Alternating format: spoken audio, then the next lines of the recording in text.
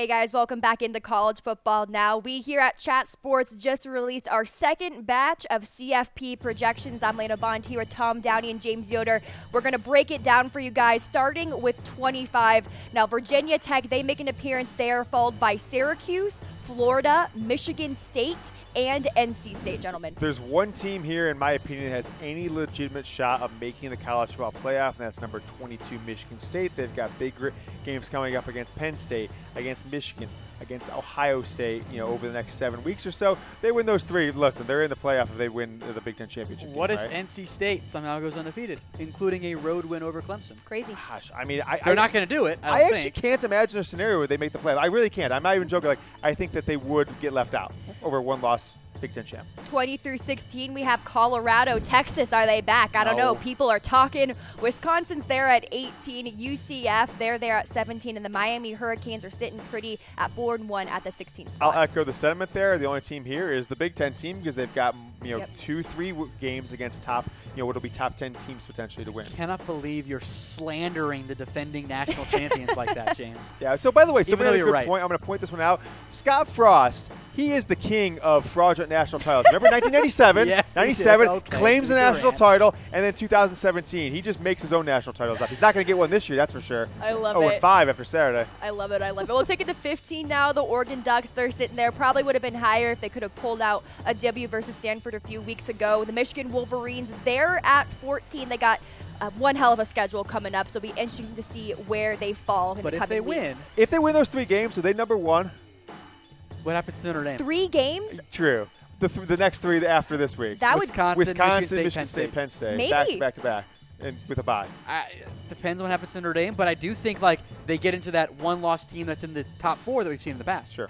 All right, we have West Virginia coming in at 13 as well. And then after that, we have Penn State, and then the Washington Huskies are sitting there at 11. Quick note on West Virginia. They had a game against NC State that was canceled, which I think is worth mentioning as well. What happened to Washington? Do we have them there too? Yes. There Washington's we go. There cool. at 11. I thought maybe that we were vacating a victory or something like that for Washington, and we just left them out. BYU doesn't count. Yeah. The Pac-12 guys is going to have a tough time getting into the playoffs. I think what's going to come down to is I think Notre Dame is going to be the wild card, and that's going to be the controversy. If they keep winning, you're just going to have people blow. Our ratings in this show are just going to be out of control in a few weeks when Notre Dame's sitting there just going to throw a wrench of chaos into everything. I agree. All right, Auburn, they're coming in at number 10. We also have Stanford at 9, Oklahoma at 8, and then Kentucky, they're not just a basketball school, ladies and gentlemen. They're 5-0, and they're sitting there at number 7. Football school now. Which of these teams is not like the other? Stanford. Stanford and Auburn have losses. Kentucky they just don't belong here. Auburn has orange instead of They've got white. good stuff going on, but I don't think Kentucky makes any sense here. I mean, I don't think they'll last. By the way, they're going to lose to Texas A&M. I wouldn't be surprised with that. I've already put them on upset alert as we did earlier on in the show. I do think though that their quality of wins, Florida, Mississippi State, even South Carolina. Look, I mean, you can go look at a team like Georgia, for example. I think their best win is on the road against South Carolina. Kentucky beat them too. So, just saying. Don't knock them out quite yet.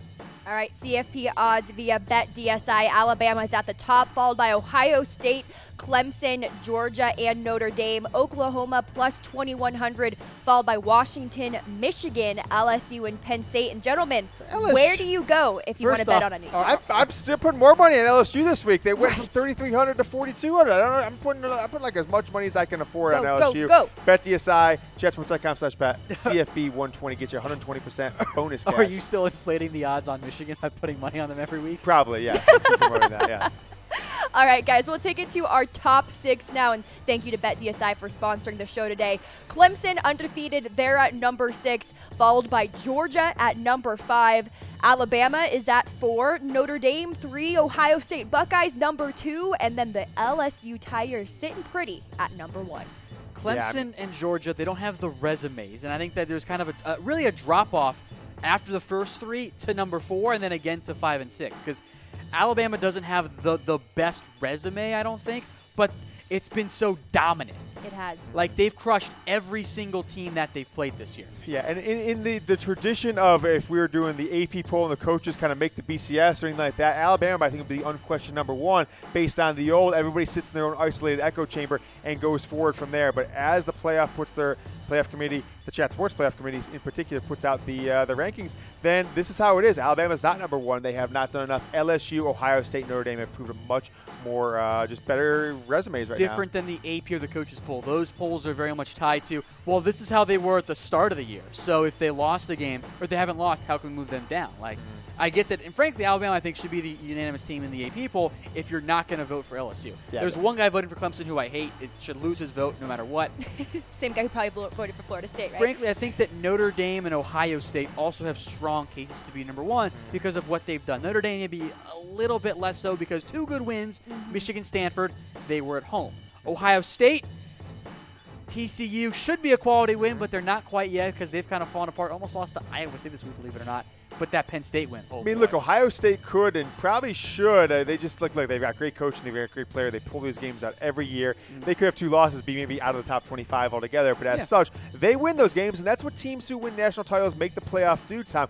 They win those games, get into the playoff, They have survive. no losses. They survive and advance. Yeah, for sure. Could you imagine these games right now if the CFP were to be tomorrow? LSU taking on Bama and Ohio State taking on Notre Dame. Well, they would certainly be amazingly high ranked. But I was surprised, Tom, when Dallas hosted the national championship game a few years ago. It was 2 traveling fan bases from way out, all across the country, Ohio State and Oregon, and it was very poorly attended, at least from a demand standpoint. You can get tickets for way less than face for the national title game.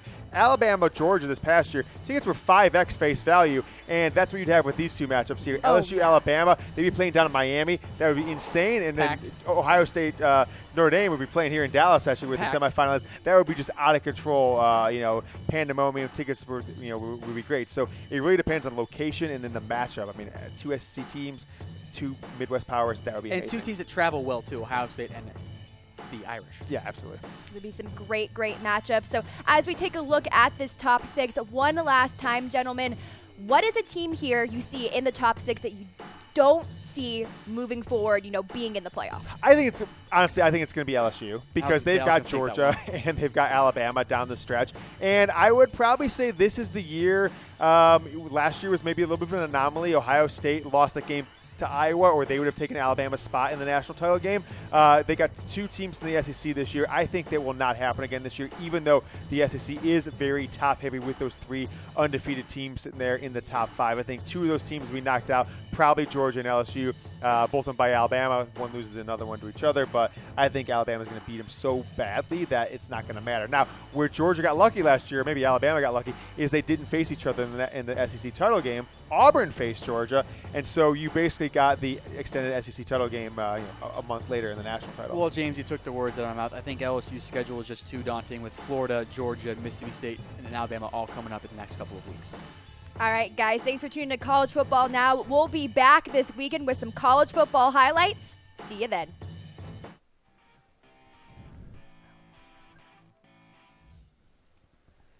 Hey, guys, welcome back into College Football Now. We here at